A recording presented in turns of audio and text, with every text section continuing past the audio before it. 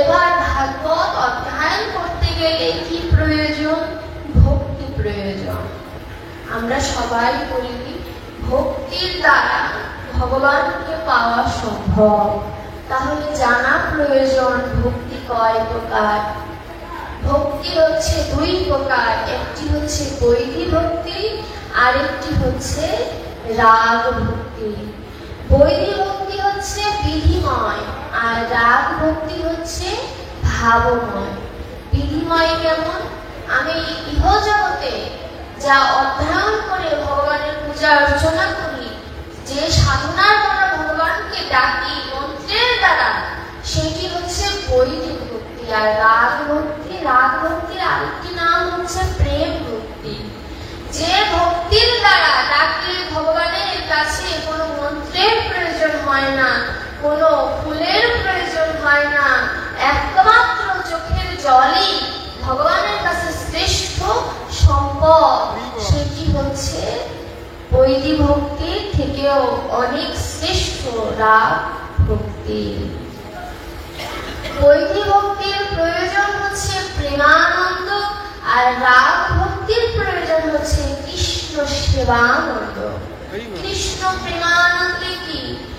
যে ভগবানকে আমি ফুল বেলপাতা দিয়ে পূজা দিলাম, তখন আমার ভয় থাকে যে কোনো ত্রুটি হলো না তো।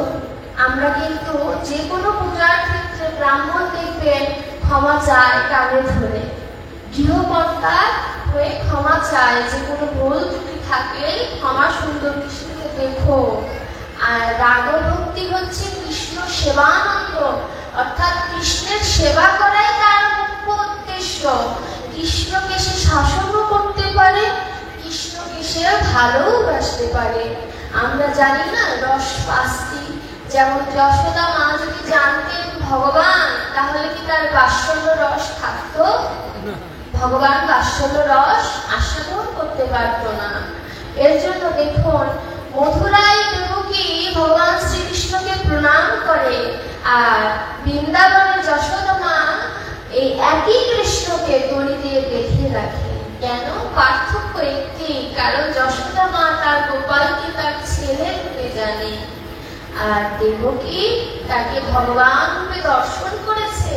এর জন্য তার মধ্যে বাৎসল্য রস কিন্তু নেই। তাই বৈদিক ভক্তি অপেক্ষা রাগ ভক্তি অথবা প্রেম ভক্তি সর্বাপেক্ষা শ্রেষ্ঠ। এর জন্য জগৎজীবকে গৌরাঙ্গ মহাপ্রভু বলেছে যে তোমার জ্ঞানের প্রয়োজন নেই, তুমি কৃষ্ণ জ্ঞানের জ্ঞানান্বিত হও, তাহলেই সর্বশিক্ষায় শিক্ষিত হতে পারবে। এটি হচ্ছে ভগবানের শিক্ষা। এবারে প্রেম ভক্তি আমি পাবো কোথা থেকে? ভাগবত পড়তে ভক্তির প্রয়োজন। এখন এই ভক্তি কি তা জানলাম, কিন্তু ভক্তি আমি পাবো কোথায়? শাস্ত্রে উল্লেখ আছে যে রাধারানী ভক্তি স্বরূপিণী, তার কাছে ভক্তি ধন গচ্ছিত আছে। এখন এই ভক্তি ধন আমাদেরকে কে এনে দিল? স্বয়ং গৌরাঙ্গ মহাপ্রভু এনে দিল। তার একটি পদে লেখা আছে, আমাকে ব্রজ প্রেম অন্য দিতে নারে, অর্থাৎ তিনি ছাড়া ব্রজ প্রেম কেউ দিতে পারবে না। এর জন্য গৌরাঙ্গ মহাপ্রভু নিজে এসেছেন, রাধা ভাবকান্তি নিয়ে এসেছেন, ভক্ত স্বভাব ভিতরে নিয়ে এসেছেন। তিনি চিন্তা করলেন প্রতি যুগে আমি ভক্তকে পরীক্ষা করি, ভক্ত তবুও আমাকে ছাড়ে না।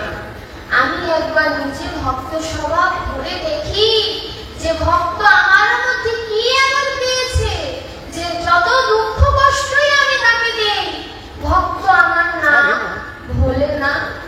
এর জন্য গৌরাঙ্গ মহাপ্রভু স্বয়ং নিজে এসেছেন ভাবমূলক প্রেম আস্বাদন করবেন বলে। শ্রীলীলা সুখের উক্তি আছে, কৃষ্ণ দৈন গোপালতা সপি প্রেমদ ভবতি। কৃষ্ণ ছাড়া এই প্রেম দাতা আর কেহ নেই। কারণ গৌরাঙ্গ মহাপ্রভু তো মিলিত তনু, তার বিশেষণ হচ্ছে গোড়া। তিনি গোবিন্দের গো রাধার গা, দুয়ে দিয়ে তিনি গোড়া, তিনি যে ভজনেরও গোড়া। এর জন্য লীলাসখী ভক্তিতে বললেন কৃষ্ণ ছাড়া ব্রজ প্রেম অন্য দিতে নারী। এবার ব্রজের যে প্রেমদ আর নদিয়ার যিনি প্রেম দাতা তিনি কিন্তু এক নন। এবার বললেন যদি একই বস্তু দুই যুগে আসে তাহলে কেন এক হবে না? কৃষ্ণ ছিল প্রেমদ অর্থাৎ প্রেমের বিষয়বস্তু, আর গৌরাঙ্গ মহাপ্রভু হচ্ছে প্রেম দাতা, তিনি প্রেম দান করে। যে প্রেমের বিষয়বস্তু সে কিন্তু জানে না প্রেম বস্তুটি কি। এই জানার লোভ ছিল বলেই তো তিনি এই নদিয়াতে নেমে এসেছে প্রেমটাকে আস্বাদন করবে বলে। ছিল গোস্বামী খবর দিলেন কি তুকি রসোত্তম হতবা, কতকি মানে হঠাৎ করে ভগবান শ্রীকৃষ্ণ রাধারানীর প্রেম ভাণ্ড থেকে ধন চুরি করে নিয়েছে। কে দেখেছে? যে ভাবে ভাবান্বিত ছিল তিনি তার ভাব নয়নে দর্শন করেছে। কোন পদকর্তা নিজের এই মানুষ চোখে কিন্তু সেই লীলা দর্শন করেনি, সবাই ভাব নয়নে দর্শন করেছে। ভাব নয়ন ছাড়া গোবিন্দকে দর্শন করা এত সহজ কথা নয়। অদ্বৈত মহাপ্রভু বললেন করাইব কৃষ্ণ সর্বনয়ন গোচর, তবে সে অদ্বৈত নাম কৃষ্ণের কিঙ্কর। অদ্বৈত মহাপ্রভু ডাকে গৌরাঙ্গ মহাপ্রভু এসেছিলেন, আমরা সকলে জানি। তিনি বলেছিল যে তুমি আসো, তোমার আসার সময় হয়েছে, তাই তিনি এসেছিলেন। এর কারণে আমরা অদ্বৈত মহাপ্রভুর কাছে ঋণী। অদ্বৈত মহাপ্রভু যদি না ডাকতেন প্রভু হয়তো আরো দেরিতে এই ধরাধামে আসতেন। ভক্তের ডাক এত করুণ যে ভগবান আসতে বাধ্য হয়। এবার ভক্তির প্রয়োজন আমরা জানলাম, ভক্তি কোথায় আছে তাও জানলাম। এখন ভক্তি যে আমি নেব বা ভক্তি রূপ যে ধারণ করব, আমার ভিতরে তো কামনা বাসনা রয়েছে, আমি ভক্তিকে কিভাবে অবলম্বন করব? প্রশ্ন। কাম প্রেম দুই বস্তু একই ভাণ্ডে রয়, কামকে ত্যাগ করিয়া কৃষ্ণ সুধা খাইতে হয়।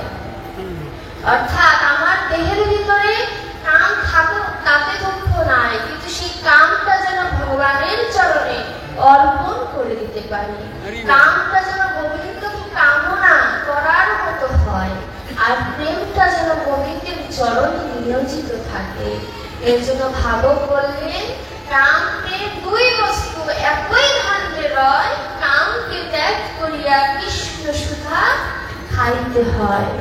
নিম্নগামী যে যায় তার নাম ধারা, ঊর্ধ্বগামী যে যায় সে হয় রাধা। ঊর্ধ্বগামী হতে হবে, নিম্নগামী যে যাবে তার নাম ধারা। সব কথা তো বলা যায় না, তার নাম ধারা। সেই ধারাকে বর্জন করে যে ঊর্ধ্বগামী হবে সে হবে রাধা। আমরা সেই রাধা হওয়ার যোগ্যতা আমার বা আপনার কারোরই নেই শাস্ত্রে বললেন, কিন্তু অনুকরণ করতে দোষ কোথায়? তার মতো হতে দোষ কোথায়? তার মতো তার ভাব কান্তি যদি ধারণ করতে পারি, আর মাথার বস্তু পিতৃ বস্তু যদি মাথায় ধরে রাখতে পারি, অযথায় যদি অপচয় না করি, তবে রাধারানী অবশ্যই মাথায় থাকবে। এর জন্য ভজন করার আগে গুরুদেবের কাছে যেতে হয়। শাস্ত্র বলে যে জীবের গুরুবর্ণ নাহি হয় সে জীব শুকর সম জানিবে নিশ্চয়। সুতরাং গুরুদেবের কাছে যেতে হবে। গুরুদেব আমাকে জানিয়ে দেবে যে কিভাবে ভজন করতে হবে, নিত্য বস্তু কিভাবে ধারণ করতে হবে। এবার কাম প্রেম সম্পর্কে জানলাম। এবার জানবো যে আমার এই বিশ্বের মধ্যে থেকে আমি কিভাবে গোবিন্দকে স্মরণ করব? এই বিশ্ব হচ্ছে গুণময়, ক্রিয়াযুক্ত, ভাবময়, বিকারযুক্ত, আর আমার ভগবান ক্রিয়াহীন, গুণাতীত, তিনি অসীম রূপের অধিকারী। তাহলে বিশ্বে থেকে আমি সেই পরম ব্রহ্মের খোঁজটা পাবো কিভাবে? ভগবান বললেন যে তুমি গীতা পড়ো। এখন ভক্ত জিজ্ঞাসা করলেন যে আমি ভাগবত নিয়ে বসেছি, কেন আমি গীতা পড়বো? প্রশ্ন আসতে পারে না? গীতার 18টি অধ্যায়ের সবার শেষে যোগ শব্দটি লেখা আছে, অর্থাৎ তুমি বিষাদ যোগে আসছো, বিষাদ থেকে ভগবানের সাথে যোগ করে দাও। তুমি ভক্তি যোগে আছো, ভক্তিটাকে ভগবানের সাথে যোগ করে দাও। তুমি মোক্ষ যোগে আছো, মোক্ষটাকেই গোবিন্দের সাথে যোগ করে দাও। ভক্ত বলল, তাই কি আবার হয়? বিষাদের সাথে কখনো গোবিন্দের সাথে যোগ করা যায়? কলিহত জীবের জন্য অভিনব তত্ত্ব দিলেন ভগবান যে কলির জীবের ক্ষমতা নাই পুত্র কণ্ঠে আমাকে ডেকে আনবে। এর জন্য এই গুণময় বিশ্ব থেকে তুমি তোমার দেহের সকল কিছু সেই গোবিন্দের সাথে, পরম ব্রহ্মের সাথে যদি যুক্ত করতে পারো, গোবিন্দ এ জন্মে না হোক পরজন্মে তোমায় ঠিকই গ্রহণ করবে।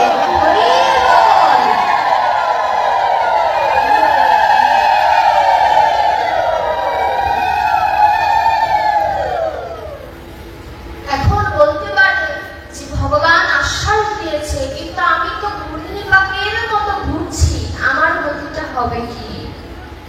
যাতা দেখেছেন গোলই? আমি দেখেছি, আমার তাওই মশাই ছিল। আগেকার মানুষে যে ঘুরে ঘুরে গম ভাঙতো না, ঘুরে ঘুরে ডক্টর মহানন্দজি বললেন যে আমাদের এই বিশ্বটা একটি বর্তুলাকার দ্রব্যের দ্রুত ঘূর্ণিপাকের মতো ঘুরছে। ঘুরতে এখন আপনি যদি তার মধ্যে গম দেন, গমগুলো কিন্তু কি একদম ভেঙে যাবে, তাই না? কিন্তু এই জাতার সাথে কয়েকটা গম লেগে থাকে, সেই গম কিন্তু ভাঙে না। ওই বর্তুলাকার সেই জাতা জিজ্ঞাসা করছে যে গম তুমি ভাঙলে না কেন?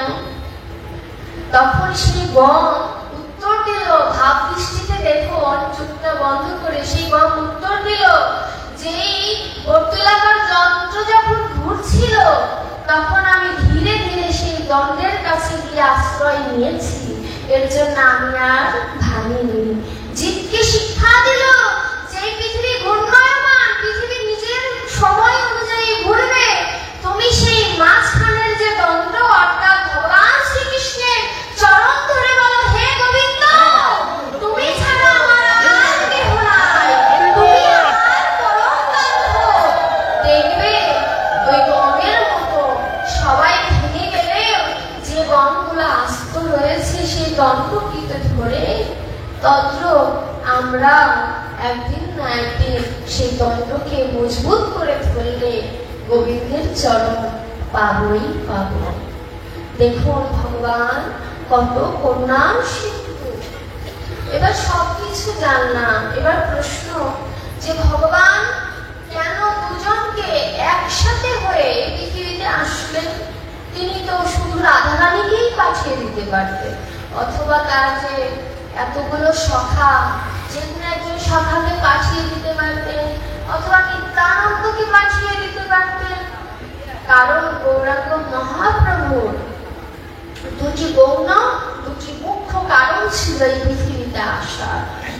গৌণ বহিরঙ্গ কারণ ছিল যুগ ধর্ম প্রচার, আর মুখ্য বহিরঙ্গ ছিল ব্রজপ্রেম দান। আর গৌণ বহিরঙ্গ ছিল অদ্বৈত মহাপ্রভুর যে করুণার দান, সেই প্রার্থনাকে তিনি আর ফেলতে পারলেন না। আর গৌণ অন্তরঙ্গ ছিল তিনি বাঞ্ছাপূর্ণ। রাধারানীর যে প্রেমের যে লালসা, সেখান থেকে তার তিনটি বাঞ্ছা পূর্ণ করার স্বাদ জাগে। এর জন্য গৌরাঙ্গ মহাপ্রভু এই ধরাধামে আসেন। ভক্তি বিনা এই জগতে কোনো মাধ্যম নেই গোবিন্দকে পাওয়ার।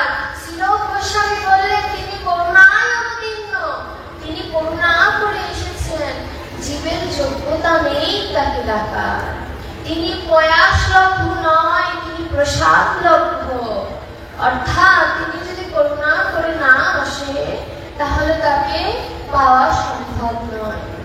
যেমন বিদ্যালয়ের সামনে আপনি ফল দিয়েছেন, ঠাকুর মশাইয়ের সামনে আপনি হাত পেতেছেন, ঠাকুর মশাই আপনাকে দেবে কিনা এটা তার করুণা, কিন্তু হাত পেতে থাকা এটা আপনার সাধনা।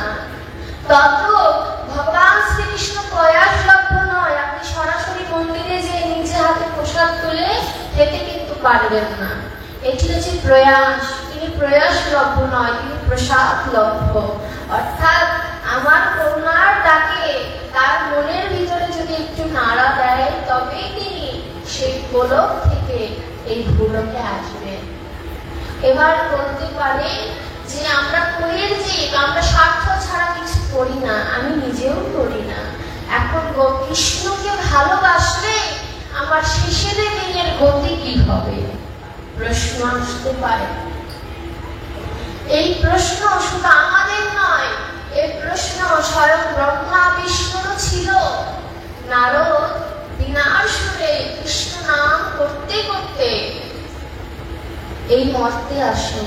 এক বুড়িমা তাকে দর্শন করে বলে যে নারদ, তুমি যে সারাক্ষণ কৃষ্ণ নাম করো, বলতে আমায় পারো যে কৃষ্ণ নাম করলে আমার শেষের দিনের গতি কি হবে? নারদ বলল, এই প্রশ্নের উত্তর আমার জানা নাই, আমি আমার পিতার কাছে জিজ্ঞাসা করব। নারদের পিতার নাম কি? ব্রহ্মা। ব্রহ্মাকে জিজ্ঞাসা করলে ব্রহ্মা চার মুখে কৃষ্ণ নাম করে। ব্রহ্মা বলে যে আমি তো নাম করি, কিন্তু নাম করলে কি গতি হবে আমার তো জানা নাই। ব্রহ্মা সহ নারদ গেলেন শিবের কাছে। শিব বললেন আমি পঞ্চমুখে নাম করি, কিন্তু নাম করলে গতি কি হবে আমার জানা নাই। যে নামের নামই তাকে জিজ্ঞাসা করি যে নাম করলে কি গতি হবে। বিষ্ণুর কাছে গেলেন যে ভগবান তুমি বলো নাম করলে কি গতি হবে। বিষ্ণু হেসে বলে যে নাম করলে কি গতি হবে আমার তো জানা নাই। সর্বনাশ, কেউ জানে না। এখন বিষ্ণু বলল যে উত্তর একজন দিতে পারে। মধুরা নামের এক ভক্ত আছে সন্দীপন মুনি। সন্দীপন মুনি ছিলেন কৃষ্ণ বলরামের গুরুদেব। সেই সন্দীপন মুনি এই প্রশ্নের উত্তর দিতে পারে, তোমরা মধুরায় যাও। ঠিক আছে, নারদ সহ ব্রহ্মা বিষ্ণু শিব চারজন মিলে সন্দীপন মুনির কাছে গেলেন। সন্দীপন মুনি ছিলেন সারাদিন ভিক্ষা করে তিনি গোবিন্দের সেবা লাগাতেন। সেবা লাগিয়ে তারপরে অতিথি সেবা দিতেন। অতিথি সেবার পরে যা অবশিষ্ট থাকতো তিনি সেবা নিতেন। আমরা যদি কৃষ্ণকে ভালোবাসি তাহলে কৃষ্ণের কাছে কি চাই? যদি শুদ্ধ ভক্ত যদি হয়ে থাকে তাও তবু তার চাওয়া থাকে গোবিন্দ তোমার চরণ যেন পায়। আর এই সন্দীপন মুনি ব্রহ্ম মুহূর্তে অর্থাৎ সূর্য উদয়ের আগে তিনি গঙ্গা স্নান করে অতিথি নাকি নারায়ণ হয়। আমার তোমার প্রয়োজন নাই গোবিন্দ, আমার ঘরে তুমি অতিথি পাঠিও প্রতিদিন।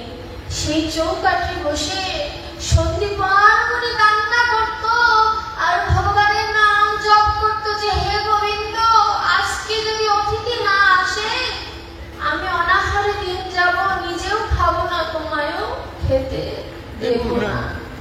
সন্দীপন মুনি এমন করে কান্না দেখে ভগবান বিষ্ণুর সাত জায়গায় একজনকে পরীক্ষা করবে।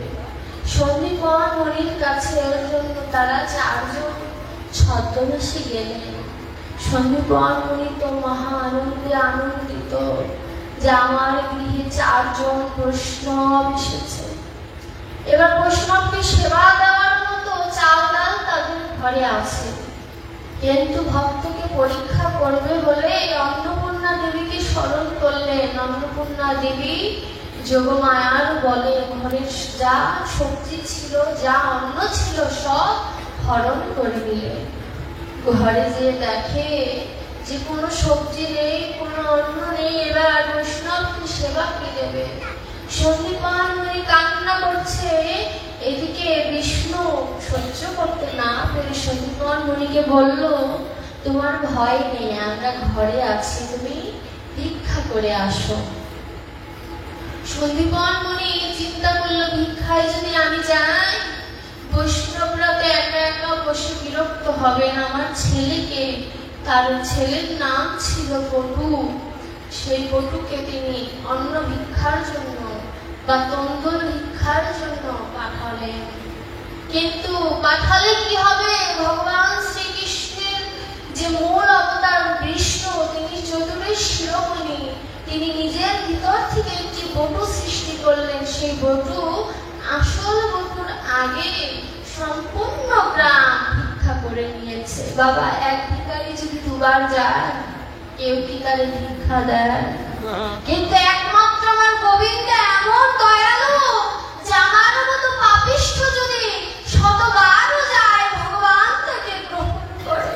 ভগবান এত করুণার সিন্ধু। এমন কোনো কর্ম করিনি প্রভু যে বৈষ্ণব সেবা করার মতো সৌভাগ্য হবে। বটু কেঁদে কেঁদে বলছে, 5 বছরের শিশু। এই মর্মান্তিক ঘটনা দেখে পদকর্তা পর্যন্ত কেঁদে বলেছে, হায় হায়, জন্ম আমার বৃথা যায়, কি করিলাম ভবে এসে। কথা দিয়েছিলাম কি আর কথা রাখলামই বাকি। বটু কেঁদে কেঁদে মাধবের মন্দিরে যে বলছে যে, হে ভগবান, এই প্রথম আমার বৈষ্ণব সেবার সৌভাগ্য হয়েছে, তুমি আমায় আশীর্বাদ করো, আমি যেন মায়ায় নিজেকে যেন বন্দী করে রাখি না। তুমি আমায় আশীর্বাদ করো যেন বৈষ্ণব সেবার জন্য যতটুকু ভক্তির প্রয়োজন, ততটুকু ভক্তি যেন আমার ভিতরে থাকে। কতটা পুণ্যবান ব্যক্তি ওই ছোট্ট শিশু! পূর্বজন্মের স্বীকৃতি না থাকলে কোনোদিন সাধু সেবা, বৈষ্ণব সেবা দেওয়া যায় না বাবা। কোটি জন্মের স্বীকৃতি যদি থাকে, তবে গৃহে একজন বৈষ্ণব আসে। আর কোটি কোটি জন্মের যদি স্বীকৃতি হয়, এমন সাধুর বাজার বসে। কত গুণের অধিকারী সাধুর বাজার।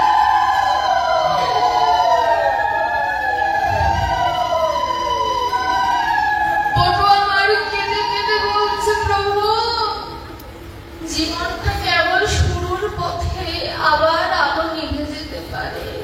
এই মোমের আলোটা যেমন ক্ষণস্থায়ী, বাতাস পেলেই নিভে যাবে, তার চেয়েও বেশি ক্ষণস্থায়ী আমাদের ভিতরের আত্মা যখন তখন চলে যেতে পারে।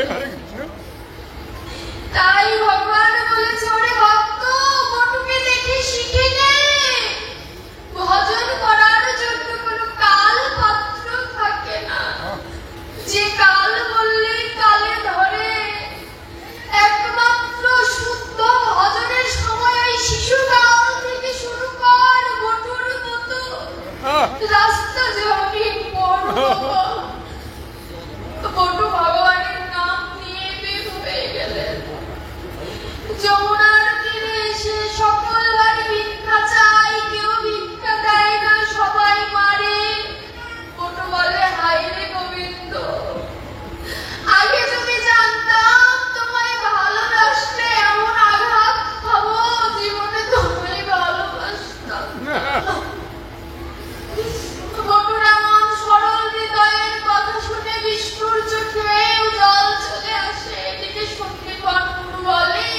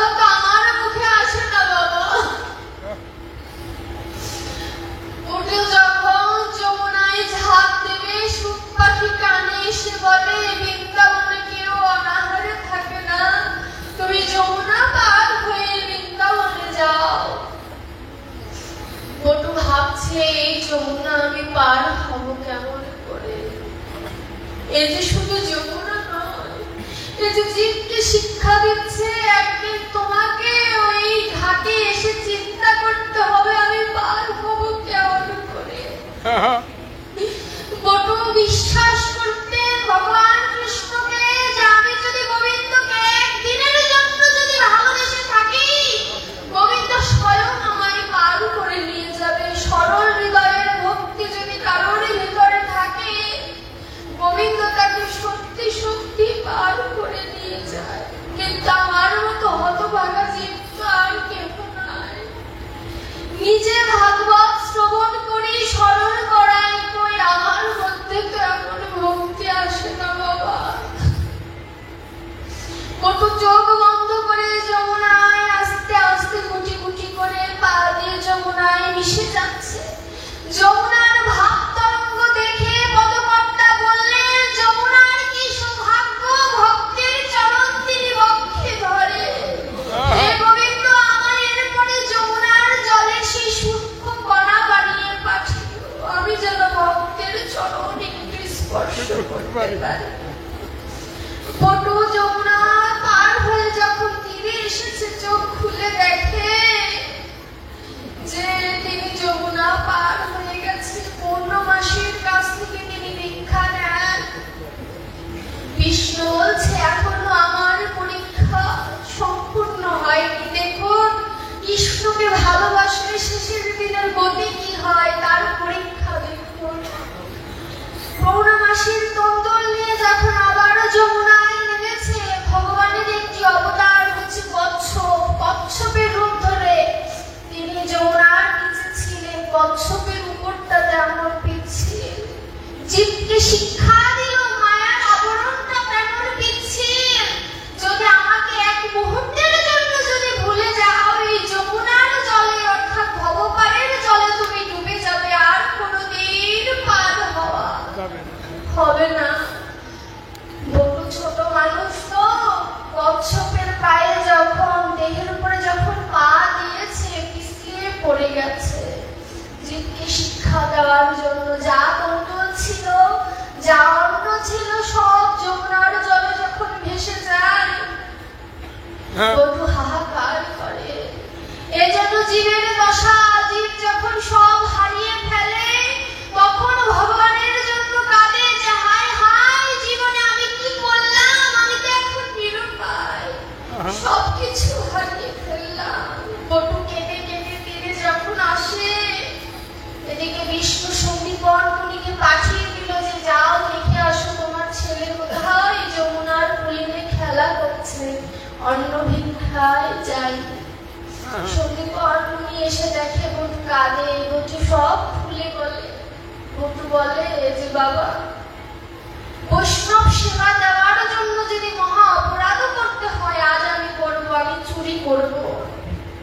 বটুর কথা শুনে বাবা বলে যে চুরি করা তো মহাপাপ। বটু বলে আমার জন্য তো চুরি করবো না, বৈষ্ণবের সেবা দিতে হবে। ভগবান যদি আবার প্রশ্ন করে কেন চুরি করেছি, সম্পূর্ণ দোষ নিজের ঘাড়ে নিয়ে নেব, কিন্তু বৈষ্ণবের সেবা অপরাধী হতে পারবো না। জীবকে শিক্ষা দিলে যে কোনো বৈষ্ণব যদি ঘরে আসে, তাকে খালি মুখে পাঠিয়ে দিও না, গৃহের অমঙ্গল হয়। বটু এক দোকানের ভিতরে ঢুকেছে, সকল কিছু চুরি করা হয়ে গেছে, দোকান থেকে বের হয়ে এসেছে। তখন সন্দীপন মুনি বলে, ভোজনের শেষে তাম্বুল না দিলে ভোজন সম্পূর্ণ হয় না। ওই ছোট্ট বটু যখন আবার দোকানের ভিতরে ঢুকে তাম্বুলটা নিয়েছে, বিষ্ণুর সেই সুখ পাখি দোকানিকে কানে কানে বলছে, দেখে যাও চোর ঢুকেছে। দেখুন ভগবানকে ভালোবাসলে শেষের দিনে কি গতি হয়। বটু তাম্বুলটা নিয়ে অর্ধেক দেহ দোকানের বাইরে, অর্ধেক দেহ দোকানের ভিতরে, দোকানে কাটা ধরে রেখেছে। সন্দীপন মুনিকে তন্দল দিয়ে বটু বলে, বাবা তুমি গৃহে যাও, আমি আসছি। বটুর সেই ঘাড়মাত্র দেহ দেখে সন্দীপন মুনি বলে, বাবা তুই এত ভাবছিস কেন? তোকে ছাড়া আমি দিল্লি যাব না। বটু তখন বলে, বাবা দোকানে যে আমার পা ধরে টানছে, এখনই বোধহয় আমায় দোকানের ভিতরে টেনে নিয়ে যাবে। বাবা তুমি চলে যাও। সন্দীপন মনি বলে যে তোকে যদি এখানে ছেড়ে যায় আমার যে কলঙ্ক হয়ে যাবে, যে আমার ছেলে চোখ। জীবকে শিক্ষা দিল জোরে, জীব শিখে নে। তার জন্য কি করছিস? সন্দীপন মনির মতো মনি বলছে যে তোকে যদি ছেড়ে যাই কালকে তো আমার কলঙ্ক হবে, যে আমার ছেলে চোখ। দেখুন এই জগতের ভালোবাসাটা বাবা এমনই হয়। সন্দীপন মনির ছেলে বলছে, বাবা এই 5 বছর বয়সে আমি তো তোমার কাছে কিছু চাইনি, একটা কথা রাখবে? সন্দীপন মনি বলল, বল কি চাস তুই? সন্দীপন মনি বলল যে আমার এই মাথাটা তুমি কেটে দাও, তাহলে তো কেউ জানবে না যে আমি কার পুত্র। সন্দীপন মনি কেঁদে কেঁদে বলছে, হায় হায়, শাস্ত্রে লেখা আছে 1 থেকে 5 বছর বয়সের শিশু যে কথা বলবে সে কথা মা বাবার রাখা কর্তব্য। শিশুর সেই কথা শুনে সন্দীপন মনি বলছে, হায় রে গোবিন্দ, তোমায় ভালোবাসলে বোধহয় এমনই তুমি তো বলেছ যে তোমার নাম করে তুমি তার সবকিছু নাশ করে দাও, সর্বনাশ করে দাও। আজ তা প্রমাণ হলো আমার তো এই বটু ছাড়া কেউ নেই। একজন বাবা জানে তার সন্তান মৃত্যু পথে যদি থাকে বা মারা যায় কতটা কষ্ট, আর সেই পরম পিতা তিনি সকলের পিতা, তার কত কষ্ট যে আমার মতো বলি হতো জীব তাকে ভুলে দিয়ে মায়ায় আচ্ছন্ন হয়ে আছে। একবার এই মনটা ভেবে দেখে না সেই পরমের কথা যেখান থেকে এসেছে। বটুর কথা শুনে বাবা বাধ্য হয়ে বটুকে হত্যা করলেন। গৃহে যেয়ে বৈষ্ণব সেবা দেওয়ার পরে ভগবান বিষ্ণু তো জানেন কি হয়েছে। ভগবান বিষ্ণু বললেন যে আমি যমুনার তীরে যাবো হাওয়া খেতে, চলো সন্দীপন মনি তুমি চলো আমার সাথে। এদিকে দোকানিও ওই মাথা কাটা দেহটা যমুনায় ফেলে দিয়েছে, আবার সন্দীপন মনিও তার ছেলের মাথাটা যমুনায় ফেলে দিয়েছে। এই দুটি দেহকে বিষ্ণু দেখে সন্দীপন মনিকে বলে, তুমি কি চেনো এই বাচ্চা শিশুকে? সন্দীপন মনি মুখ ঘুরিয়ে বলে যে এই শিশুকে আমি চিনি না। দেখুন ভগবান বিষ্ণু সে তো আর জানে না, তিনি চিন্তা করছে যে বৈষ্ণব কষ্ট পাবে, আমি বলবো না। ঠিক যেন আমাদের শ্রীবাসের পুত্র যখন মারা গিয়েছিল, শ্রীবাস যেমন বলেছিল কই কিছু হয়নি তো, তুমি যেখানে আছো প্রভু সেখানে তো খারাপ কিছু হতে পারে না, যেখানে তার পুত্র মারা গিয়েছে। তত্র সন্দীপন মনিও বলছে আমি চিনি না। ভগবান নিজের রূপ ধারণ করলেন। সন্দীপন মনি তাকে প্রণাম জানিয়ে বলল, জোরে জীব দেখে নে, আমায় যদি ভালোবাসি সেই সন্দীপন মনির মতো আমি তোকে কেটে হিসেবে মাটিতে নামিয়ে দেব। এমন যদি হয় দশা, কেউ কি গোবিন্দকে ডাকবে? বাবা গোবিন্দকে বলল, আমায় যদি পেতে হয় খাঁটি সোনার মতো আমি প্রয়োগ করে নেব। এবার ব্রহ্মাকে বলল, তুমি জোড়া লাগাতে পারো নাকি দেহটা দেখো। ব্রহ্মা পারলেন না, শিব পারলেন না, ভগবান বিষ্ণু পারলেন না। নারদ মুনি যখন এই পুত্রটাকে ধরেছে, পুত্রটা জ্যান্ত হয়ে গেছে। নারদ মুনি বলছে, ভগবান তুমি দাঁড়াও, আমি বুড়ি মায়ের উত্তরটা দিয়ে আসি। কি উত্তর দিয়েছিল জানো? যে ভক্ত অপেক্ষা কেউ শ্রেষ্ঠ নয়, ভক্তের চরণ ধুলি যদি মস্তকে থাকে আর গোবিন্দের কৃপা যদি থাকে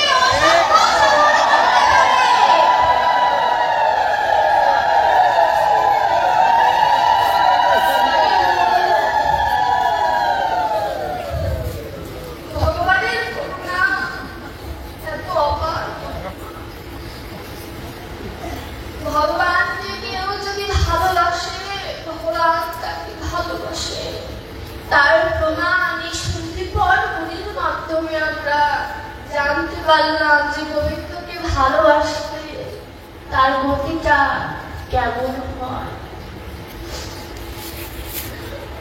ভগবান ভক্তকে ভালোবাসে, এর জন্য ভগবান ভক্তকে কষ্ট দিয়ে বোঝায় যে এই জগতে কেউ কারো নয়, সকলে আমরা অপরের জন্য কাঁদছি, কিন্তু যার জন্য কাঁদার প্রয়োজন ছিল তার জন্য কাঁদছি। ভগবানকে যদি ভালোবাসতে হয়, এবার যদি ভালোবাসতে হয় আমি ভালোবাসবো কেমন করে, প্রশ্ন আসতে পারে না? ভগবানকে আমি ভালোবাসবো কেমন করে? আমার ভালোবাসা তো শুদ্ধই হয় নাই, আমার বাসা তো ভালোই হয় নাই, আমি ভগবানকে ভালোবাসবো কি করে? ভগবান বললে যে তুমি শোনো, নিত্য ভগবতং শ্রীণু, নিত্য ভগবত কথা শোনো, শুনিলেই মঙ্গল, শ্রবণং মঙ্গলম শ্রীমদততম ভক্তি কীর্ণন্তে ভূরিদা জনা, শুনিলেই মঙ্গল। আজ বুঝিবে না যে হো, শুনিতে শুনিতে সে হো, অদ্ভুত চৈতন্য চরিত বুঝিবে রসের রীতি, হইবে পরম প্রীতি। শুনিলেই মঙ্গল, বুঝবার না বুঝো। কৃষ্ণ শব্দের অর্থ হচ্ছে আকর্ষণ করা, এমনই মধুময় না যে একবার যদি কর্ণ দিয়ে প্রবেশ করে অন্তরে একদিন না একদিন ঠিকই ঢুকবে, ঠিকই ঢুকবে, ঠিকই একদিন না একদিন আমাকে অলিভত জীবকে ঠিকই বিবাহ করবে।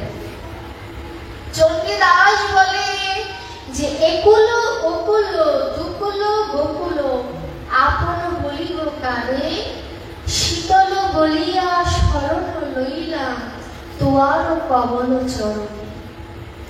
একুল ওকুল দুকুল, কোন কুলে আপন বলতে কেউ নেই, তাই ভেবে চণ্ডীদাস বললেন সবকিছু ছেড়ে তোমার কমল চরণের শরণ লইল, কৃপা করো আমার। এই যে ভক্তের ডাক যে তুমি আমায় কৃপা করো, এই কথাটা যেদিন ভিতর থেকে আসবে সেদিন ভজন এর ধাপে এক ধাপ এগিয়ে যাব। তার আগে কোনদিন ভগবানের কাছে আগানো সম্ভব নয়, তার আগে কোনদিন আগানো সম্ভব নয়। আমরা ভাগবত কি জানলাম, প্রেম ভক্তি জানলাম, ভগবানকে ডাকলে কি হবে জানলাম। এবার যদি বলি যে আমি তো শিশু বয়সে ভগবানকে ডাকি নাই, আমার বয়স তো অনেক হয়ে গেছে, তীর্থ হয়ে গেছে, এখন আমার উপায়টা কি হবে? ভাগবতের যেগুলি একটি অধ্যায় কেনা কথা স্মরণ যদি কেউ করে 10 থেকে 15 মিনিটে শেষ দেওয়া যাবে, কিন্তু এই কথাগুলো জানা প্রয়োজন। বাবা আপনাদের কি ভালো লাগছে? হ্যাঁ ভালো লাগছে। না হলে আমি লীলার ভিতরে প্রবেশ করবো, এগুলো জানা প্রয়োজন। না ভালো লাগছে। এই জিনিসগুলো আমরা পাঠকরা ঠক দিয়ে যাচ্ছি, মানে আমাদের নামের শেষে ঠক দিয়েও যাচ্ছি আমরা ঠক। আপনারা আদায় করে নেবেন আমাদের কাছ থেকে। এই ভাগবতে যে কয়েকটি অধ্যায় আছে, ওই ছোট্ট বাচ্চা যে শিশু, সেও টিভি সিরিয়াল থেকে মুখস্থ করে ফেলেছে যে ভগবান শ্রীকৃষ্ণ কি কি করেছেন।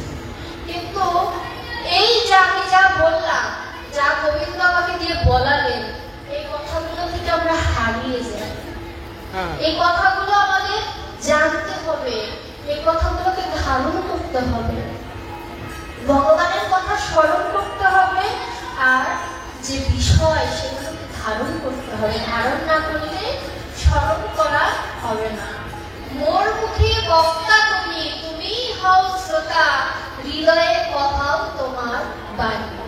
আমার মুখে বক্তাও ভগবান শ্রীকৃষ্ণ, আমার সামনে শ্রোতাও ভগবান শ্রীকৃষ্ণ, আমার হৃদয়ের ভিতরেও ভগবান শ্রীকৃষ্ণ। সকল কিছুই কৃষ্ণময়। সমদর্শন যেটি হবে, গীতাই বলেছে সমদর্শন করো।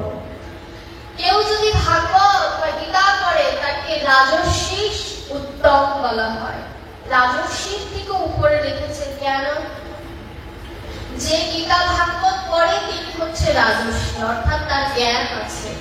আর যে রাজর্ষি উত্তম, যিনি রাজর্ষির থেকেও বড়, তার ভিতরে ভগবত এবং গীতার যে জ্ঞান তিনি স্মরণ করতে পেরেছেন, তিনি হচ্ছে রাজর্ষি উত্তম।